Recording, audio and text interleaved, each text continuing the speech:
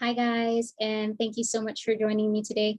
My name is Sanya. I am your senior support specialist here to take you through the client dispute manager software. And I hope you are all having a good day. It is midweek, so I hope you are having a good day, right? So of course, in a regular tradition, I just want you to go ahead and post it in the chat and let me know if you're having a good day. If you're not, we're going to change that around. Whatever mood you might have been, we're going to have a good one, right? Okay, awesome. Hi, Rakesh. Hope you're all doing good. Hope you are doing good today. All right, go ahead and post it in the chat and we'll just jump right into training for today. Hi, Linda. I hope you're having a good day so far. Donna, Peter, Marcus, Stacy, all of you guys, I hope you're all having a good day. So I'm going to go ahead and share my screen with you and we're going to jump into it. Today, we're going to talk about some new features that came out. You might have been wondering, or you have some questions about that, and we're going to jump into it, right? So we're talking about automations and some new features, all right?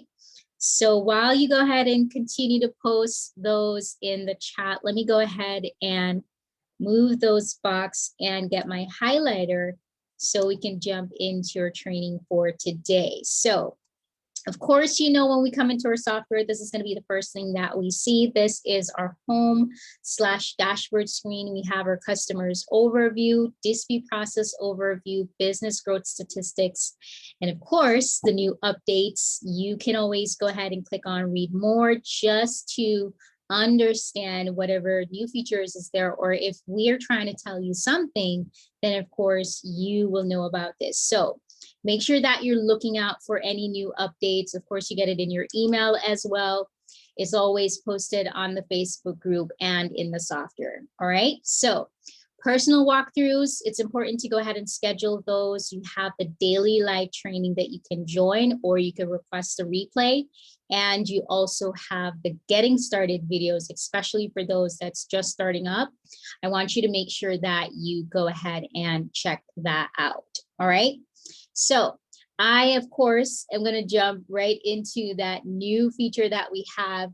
That is where you're able to add the creditors and collectors addresses. All right. So of course, we have a database for all of those addresses. If you go to Dispute Manager, Furnisher Addresses, you'll see that drop down and you can see all of the addresses that is there.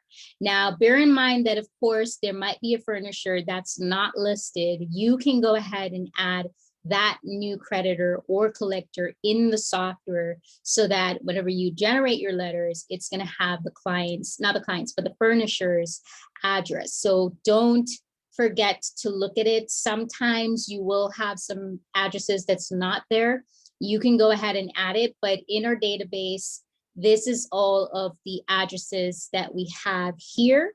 So hopefully we'll be able to find an address, or you could just go ahead and add it in there. You could always edit those if you want to, or if you want to go ahead and delete it, you can go ahead and delete it if you wish. And you have the search option here.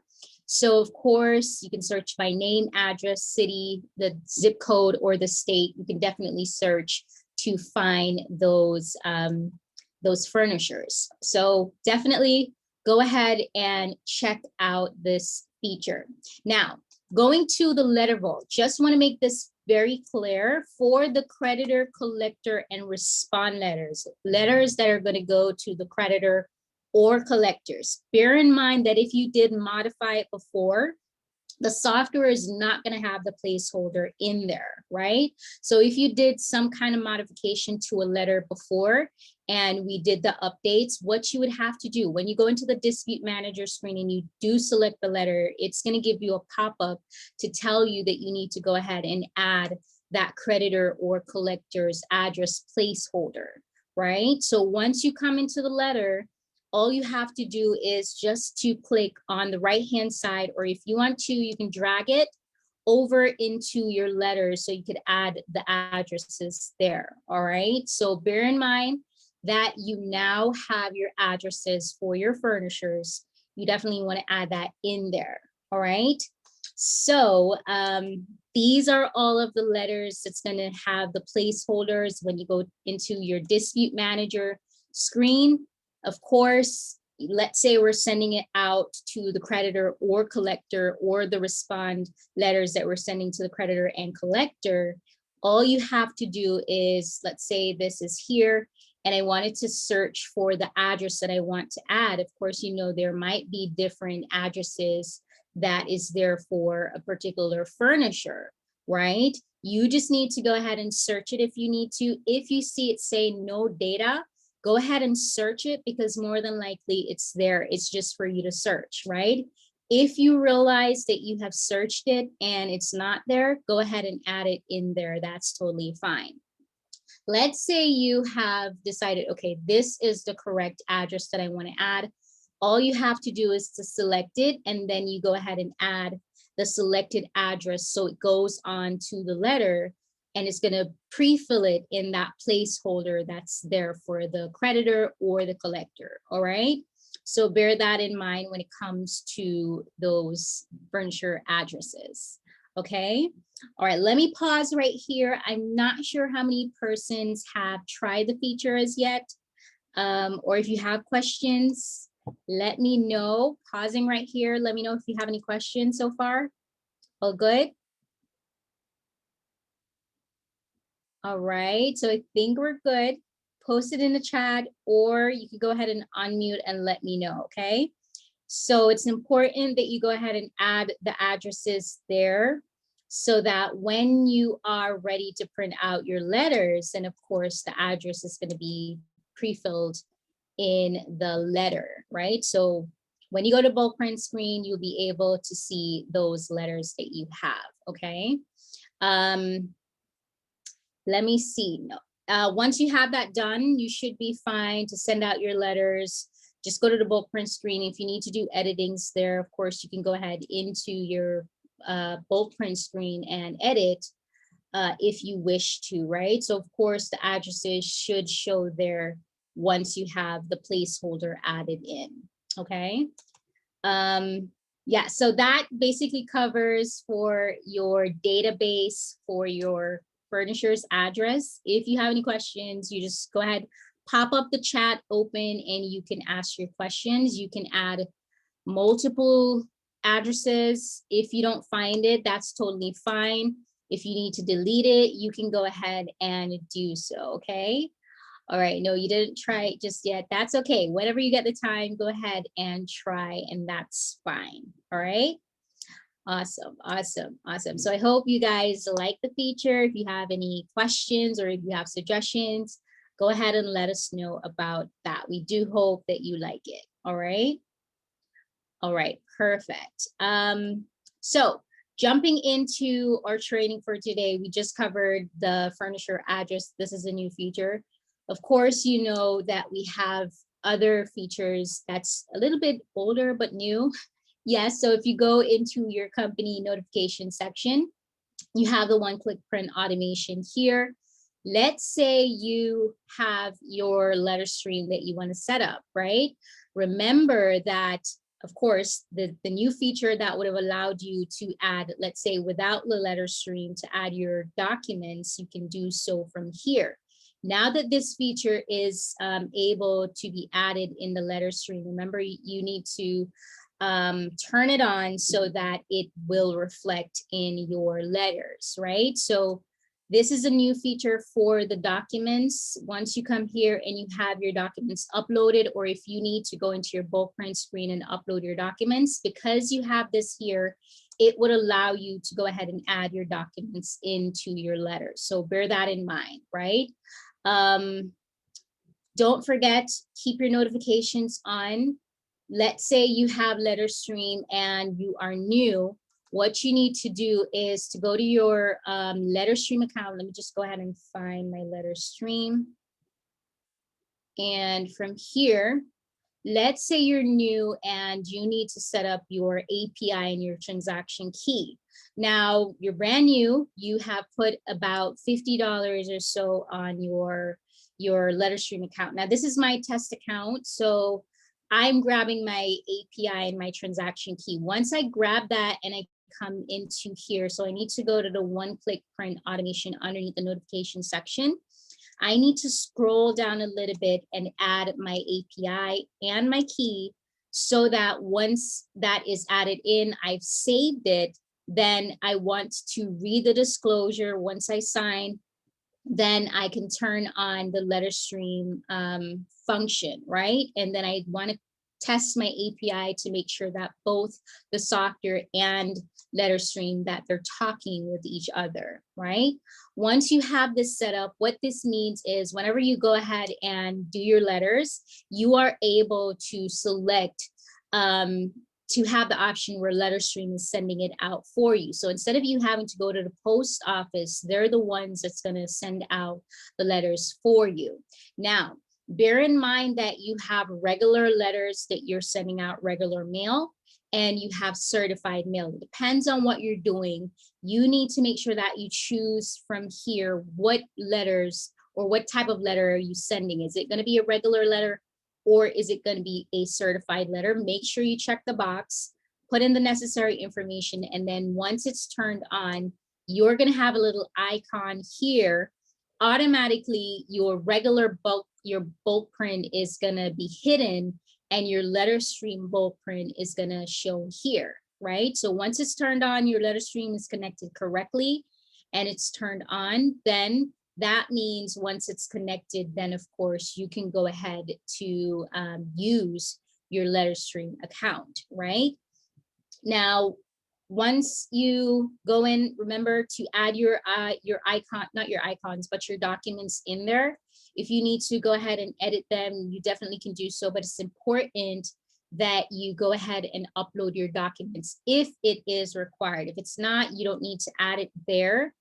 You can just print it out regularly and you can go ahead and send that out. So depending on what you're going to do, some people, they'll just do, they'll mail it out to the post office themselves. They'll go to the post office and the post office will mail it out. That's totally fine. Or once you send it from the software and you have letter stream is mailing it out to the credit bureau. All right, so bear that in mind. Some people, they do fax. You have some people who do the online dispute. Yeah, so it depends on what you're doing when it comes to your disputing, then you can do that, right? But remember that if you have your automation set up, then of course you'll be able to do so, okay? Let me see if I have any questions. Pausing right here to check if I have any questions so far. We're all good. Awesome, awesome.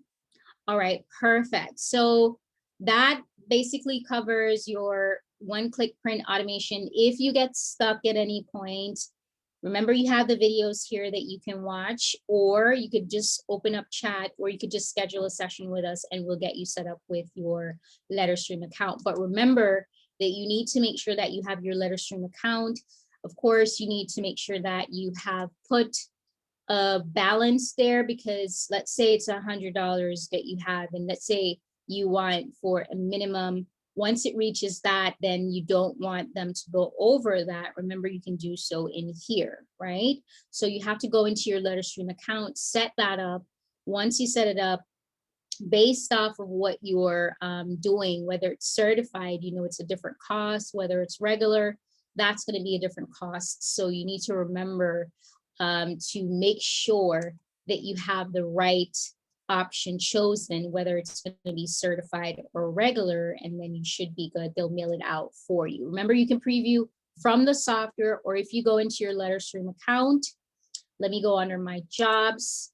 You should be able to preview here. Remember the status, you have in production, you have mailed out, and you have completed. So make sure that you check on the different statuses. You can come into your LetterStream account and you can preview those letters that you've already done. So once you have the letters, it's going to all 3 boroughs. It's going to be sent out. It goes out in batches. So if your customers, they don't get a notification that it has been sent, you know, with the regular, once you go to bulk print and you hit send or you hit print, From there, it would have sent an email. Bear in mind that if you have letter stream and just 1-2 was sent out, but there's one that's pending, the customer, your customer, won't get the notification until all 3 are sent out to the bureaus. All right, so bear that in mind. But the customers, they do get a notification email. You get an email, and there is another email that is sent out. Of course, you can come here and preview the letter. It's going to be packaged for you. You don't have to do all of that work.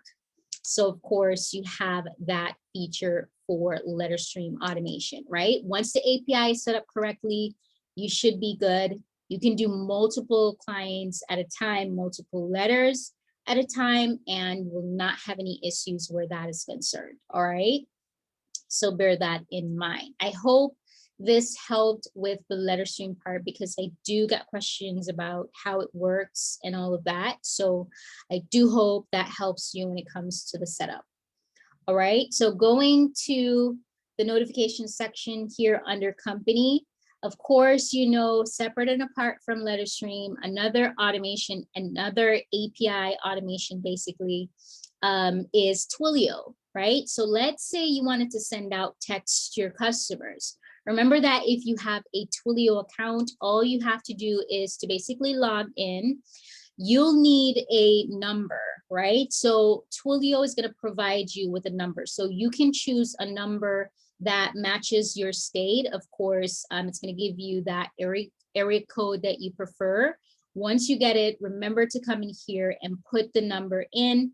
You're going to get your SID and your token. Go ahead and add that in there, so that once you add it in, what you want to do is you want to go ahead and turn off, then on these buttons, and then you're able to send out your text, right? Remember, text messaging is always easier because, of course, the customers are more responsive when it comes to text. So if you can get your Twilio set up, then definitely do that. I do know that you have some people who prefer to use other options. They'll use Ring Central, they'll use other apps. That's totally fine. But if you're looking for an integration in the software, then you can use the Twilio option, right? And Twilio goes hand in hand with Zapier integration. Remember that if you have Twilio and you have Zapier, this is another way for you to connect your Zapier with your Twilio to kind of automate your task. All right, so bear that in mind when it comes to sending out your text. All you have to do once it's set up correctly, you just go into your customer screen. Let's say you find your customer and you are ready to send out a text. Remember, they can reply to you. So once you go in, you just need to go over to the right underneath your actions tab. So right here, you're looking for your text message icon, right? So once I click this, I can send a text to my client from here if I wanted to, right? So remember that you can send the text, they can reply to you. Let's say you wanted to create some templates. Let's say you wanted to send a billing reminder, separate and apart from the email that goes out that you've set up. You wanted to request for them to send their login credentials because it might not have been updated, or whatever it is, their card information needs to be updated, or some kind of information needs to be updated. You can go ahead and create a template here. There are some default templates, but of course you can create your own templates once you have Twilio set up, okay? So bear this in mind. Remember that you have your placeholders that you can add in the text.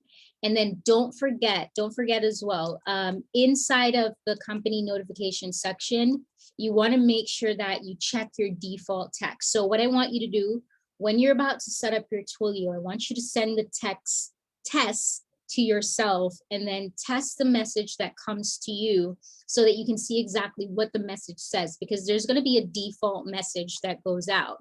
You need to bear in mind that, of course, by law, they have to send out a message to say, if you want to stop this, you can go ahead and do so.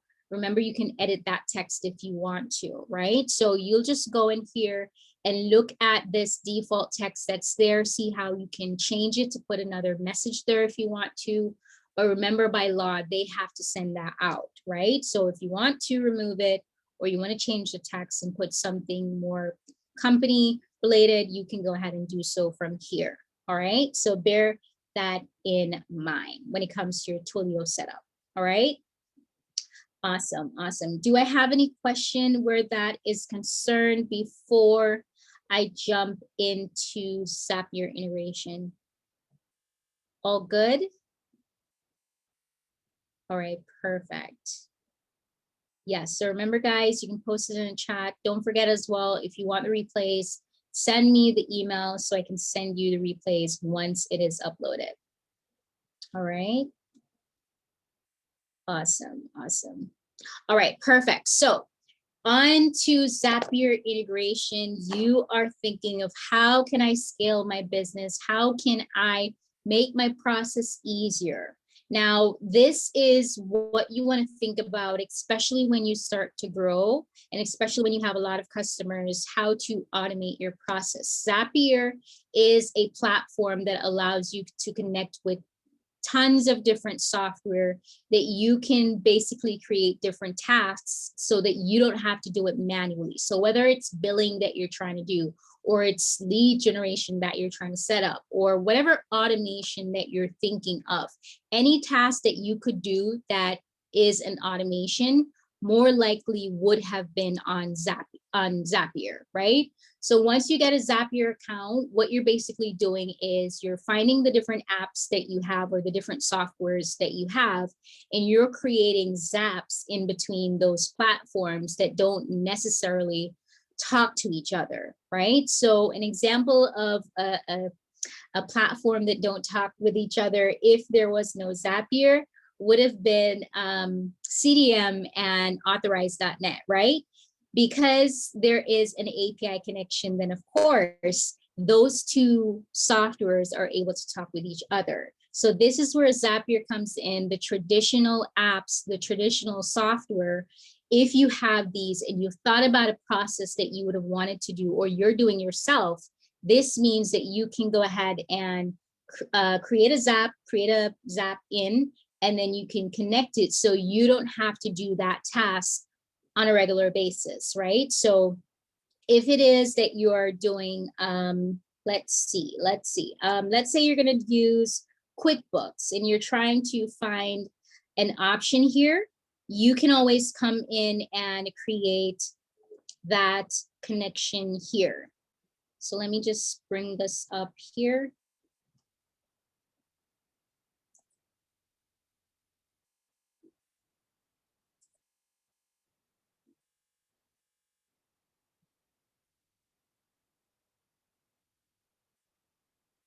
All right, let me see.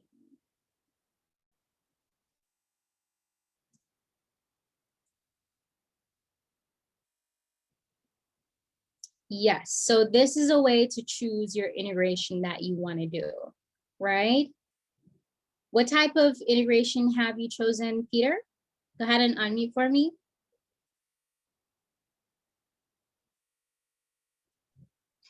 Yes, I'm sorry. I kept trying to text that.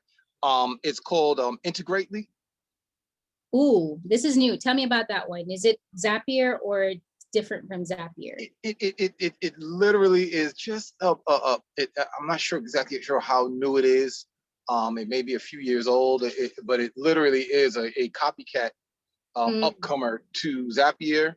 And I was just wondering, what maybe some people may have heard about it. It doesn't have obviously the kind of history or 2,000 plus software integration capabilities, but they're growing it, and I just wanted to know if anybody knew about it, or I was going to venture out and try it, but I just wanted to know if I should, go ahead and try it or stay away, but it's cheaper. It's just do the free trial. Do the free trial first, and then see how far you can go. Okay. Right? Don't pay for it yet. Do the free trial, and then you see where it goes. Okay. See if it works with everything. Okay. Yeah. All right. I'm not sure if anybody else have tried. Let me see. Anybody on the meeting have tried that one? Just post it in the chat and let us know. But I have to research that one. That one is kind of new for me. All right. All right, awesome, awesome.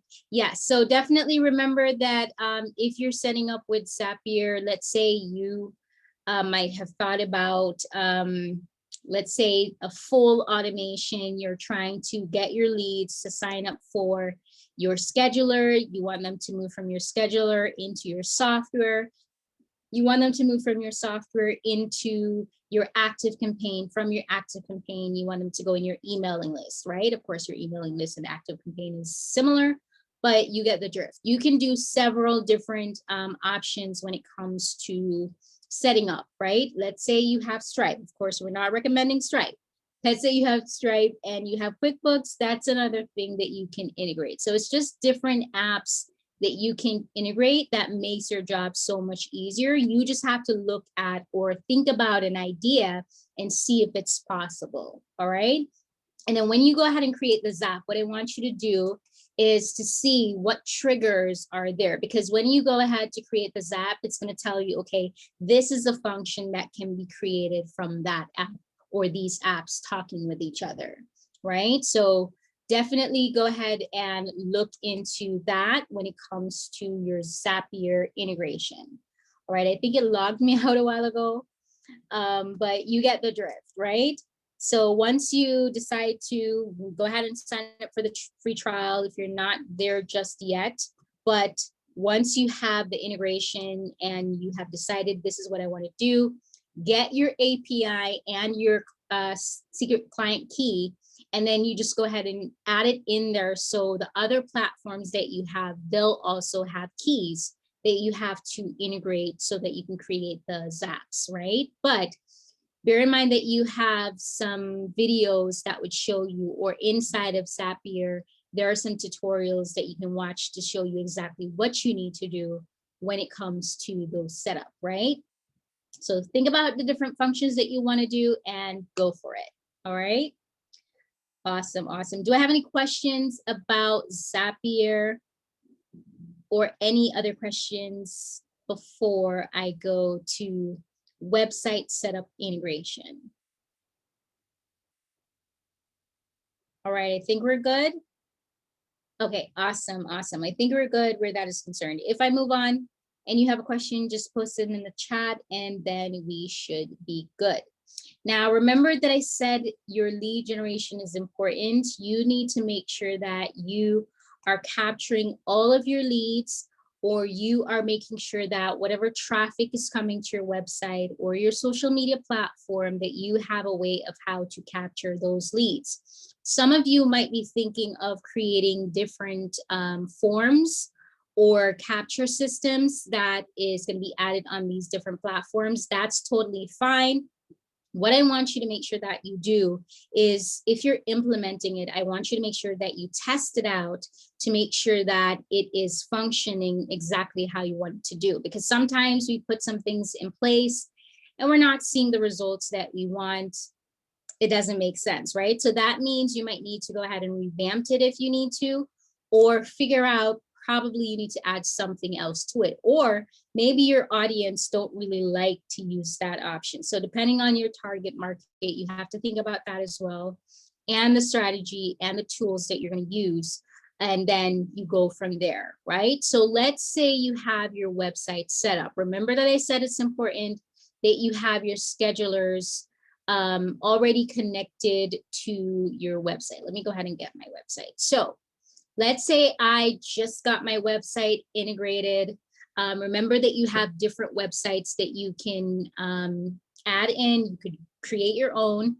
Rather, there are different platforms or providers that you can go to go ahead and set up your automation. So let's say it is it's GoDaddy that you went to, or Wix, or whatever it is. I would prefer if you go to an option that's going to help you when it comes to setting up, because of course you need to be able to go in and understand how to connect or edit anything inside of the backend, because sometimes we get some platforms and it's really hard to understand, or if we want to do anything or any changes, it's hard to do.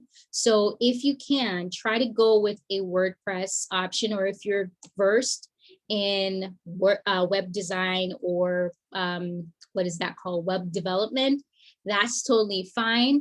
I just want you to make sure that you're able to go into the back end of your websites, right? So you're able to go into the back end of your websites, and if you need to add a link, if you need to add a banner, if you need to add a new form or whatever it is, you need to know exactly where to go, how to do it once you go into the back end of your website. If you need to put some testimonials on it, you need to know where to go, right? If you're publishing a blog on your website, you need to know exactly where to go. So I want you to make sure that you have an idea, even if you're not versed into going into your back end and doing a lot of work, that if there is something that you need to do on your website, that you know exactly where to go to do so, right?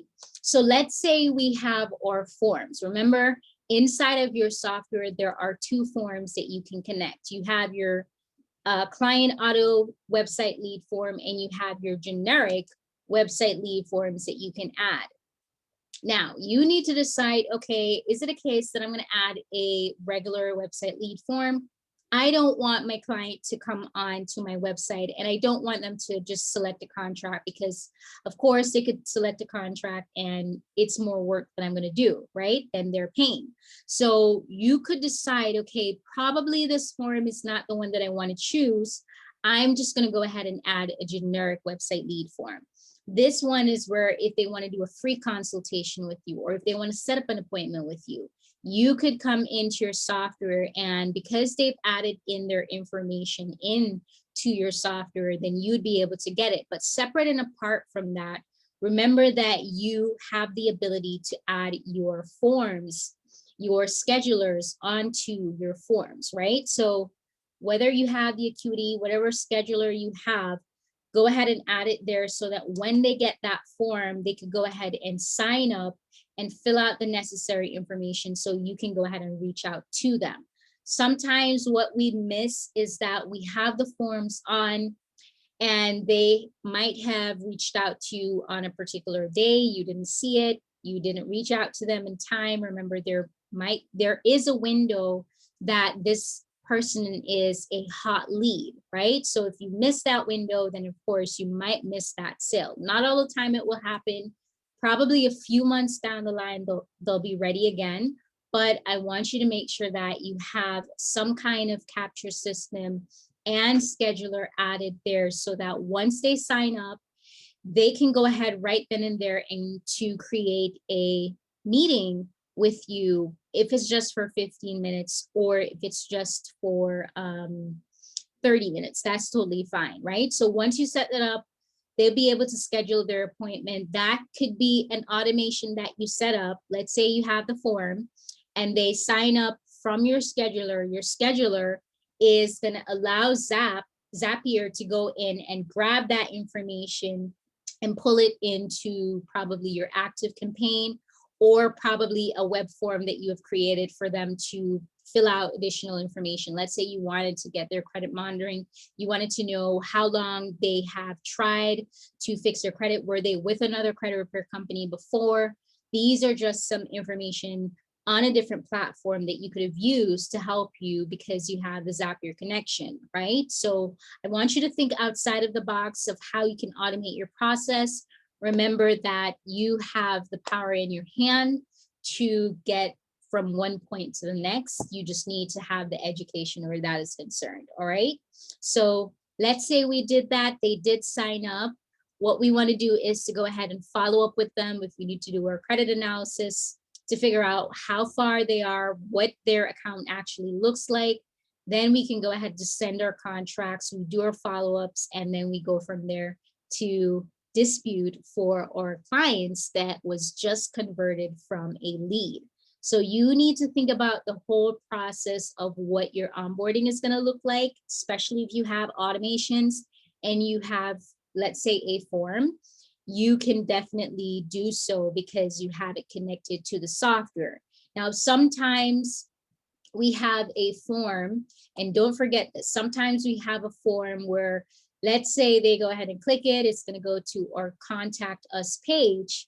That lead, you might miss it because it's going to go directly to our emails because we don't have the forms connected to the website, right? So bear in mind, let's say you do get a form, let's say you get one of our forms or one of our websites rather, and you see what a form that's there, you still have to make sure that the website lead form is probably replicated to go on to your website so that whenever the clients sign up, that client is going to be brought to your software. You're going to also get an email. You're going to get some kind of alert when it comes to your clients, because sometimes we miss our leads. We don't want to do that. Okay.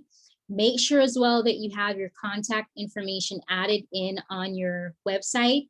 I want you to be creative. Of course, we don't want to clutter our website, but we need to make sure that all of the necessary information is there. I prefer if you have the information shown on your homepage so that, let's say your social media pages are on there, that will be there, okay? So it's important that you have all of the information showing, your email, how they can reach out to you, your forms. Some people, what they'll do is they'll put the generic form on the homepage, and then probably on the how does it work or the pricing page, they'll create their client auto sign up form that has the actual contract. So you need to decide if it's just going to be one form that's going to be there or if it's going to be both forms, right? And then of course you have a lot of persons who want to add additional forms, let's say an affiliate form. You can definitely go ahead and get a webmaster to help you to set that up so that if you have an affiliate program, then that would be added onto your websites. All right. So it's important that your website looks clean, that if your customers go on and they need to find out any information, that they'll be able to do so. Don't forget as well your terms and condition and your privacy policies. That is important on your website. All right. If you're building it out yourself, you need to make sure that you have some kind of privacy policy in terms of condition listed on your website. All right. So that is important. Let me just pause right here. Do I have any questions where that is concerned before I go into how to go into the backend and add in your code? Any questions? All right. All good? Awesome. Awesome. Yes. All right. Perfect. So let's say we know how to go into our backend. Let's say we have GoDaddy.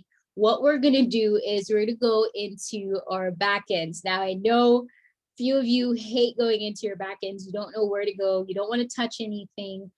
I just want you to be cautious when you come into your website backend, right? Of course, you should see your title listed in the backend. So let's say I have my website. This is the face of my website, but I should be able to go into the back end of my website. Let's say I wanted to change the price, or I have a promo coming up. I want to add some testimonials. I want to add an affiliate program or a code or whatever it is I want to do. I should be able to come into the back end and do those changes, right? So once I come into my software, let's say I have decided which one of the forms I want to add. What I want to do is to save it. Once I have done my colors, make sure that the height and the width looks good. My text is clear. All of the information that I'm trying to find out from the customer, let's say I have messages that I want to add. Probably who is your affiliate partner or whatever it is, or who referred you or whatever it is, you can add your message there, right? So let's say you've done all of that change and you've saved it. What you want to do, make sure you preview it to make sure it looks good. What you want to do is you want to copy here. So we hit copy, and then we just go into the back end of our website, and you could just do the quick edit or the regular edit. And from here, all you have to do is to paste that text in here. Now, let's say for some of you, you might have word builders, so it's a little bit challenging. Once you go to YouTube, you should be fine where that is concerned. So you just go ahead and paste your form there. And then once you preview, don't publish, right? Don't publish it. before you preview. So you have to preview it to make sure that it works. And I want you to make sure that you test it. When you test it, you're testing to see how it looks. You're testing to see if you're able to add the client in, if the lead that you have just added in, if that was sent to your software. If you have your scheduler, from that, it sent you to your schedulers, right? So make sure that you preview what you have done so you are able to see what the customers see on their end, or the affiliate sees on, not the affiliate, but the lead sees on their end. So you have to make sure that it is the right text. I think I might have added the text in the visual part. Let me see. I might have added it in the visual part. So please make sure it's not the visual part that you add the text. It has to be underneath the text section that is added. All right. All right, I got a question. One sec.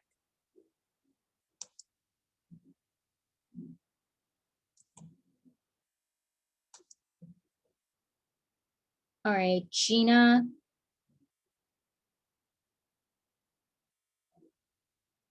Yes, normally it is going to be posted on YouTube. So you can go ahead and watch the replay on YouTube, or I would send the replay to you, okay?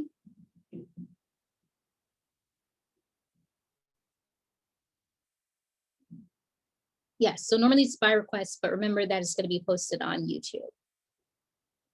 You're most welcome. All right, perfect. So do I have any questions so far about anything that we covered? Let me just create a new one because, yeah, I want to leave that page. So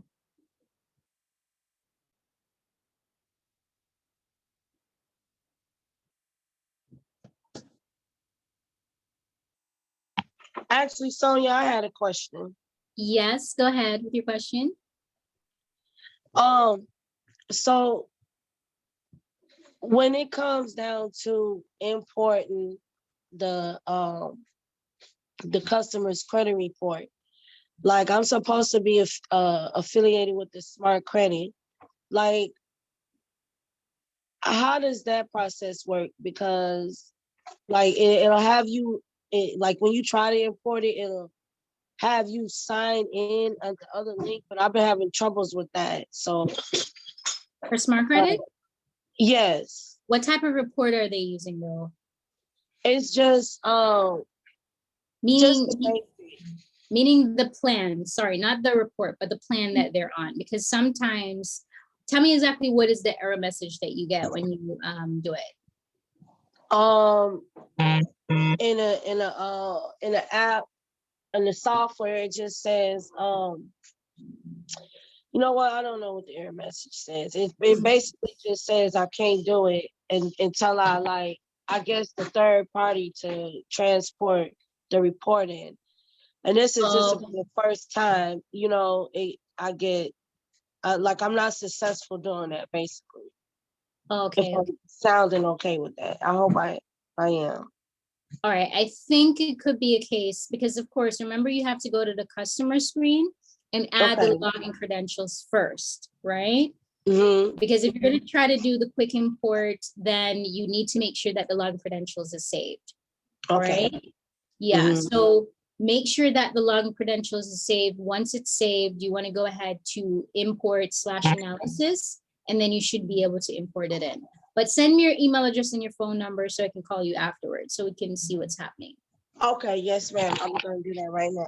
All right. Perfect. Thank you. You are most welcome. You're most welcome. All right. Perfect. Yes, guys, send me your replay, your request for the replays. So I think I'm having some issues where that is concerned for my screen. I'm trying to share my screen with you, but 1 second. Let me see if it's going to come up. All right. Do I have another question in the meantime? All right. Yes, definitely for the replays. I will send you that. All right, Tracy. All right. Awesome. All right. Let me see if I go ahead and show you my screen again, what will happen? All right, you're most welcome. All right, so go to the customer screen. Make sure that you have added in your login credentials in your customers section underneath the activity log. Once you have that added in, then you should be able to do so, okay? All right, let me see if I got your info.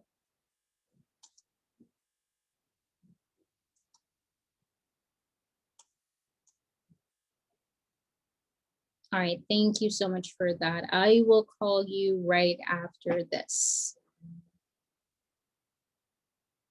All right, perfect. So inside of your software, you just want to go to your activity log here and make sure that the clients have logged in their credentials. If they have not, you can manually add it in for them, right? So remember that you can do that. Just go into your credit monitoring and you put the credit monitoring details for your customers, all right? So you should be able to manually add it in, or if you send them the contract, that they'll be able to go through the client auto sign up and fill out that information. When you do that, go to your import/analysis, and then you can do the quick import. So you do it underneath here, right? Bear in mind though, because you could get another error message to say, I wanted to figure out exactly what the message says, because if it's not, especially for smart credit, if it's not the 3B credit report, it might be that they have the regular credit report and it's telling you to get the upgrade. It might give you a message to say that no free report, right? So if you get that message, then it means that you need to reach out to your customer to let your customers know that they need to upgrade to the higher plan, especially for smart credit. All right. All right, no problem. I'll definitely send you that. All right, so guys, I think I might have to pause right here. If I don't have any more questions, I will just let you go. All right, I think we're all good. Yes, we are. I hope you guys have checked out the new feature for the creditor collector address and that you like it. Please let me know your feedback on that. If you want to send it in the chat, or you could just send us a text or on the Facebook group, let us know how that is working out for you if you like it, right? So we definitely want to hear about that. And remember that any questions at all that you have, reach out to us so we can definitely take you through. All right. So I don't think I have any more questions. Yes, go ahead, continue to send the email so I can send you that. And this is where we're going to wrap up for today. Thank you so much for joining me. My name is Sanya. I am your senior support specialist, and it is always a pleasure to have our meetings today. So Thank you you. do have a great Sanya. one. You're most welcome. I'll call you right after, okay? Yes, ma'am. Thank you. Yes, you take care. Bye, guys. You too. Thanks. Bye-bye.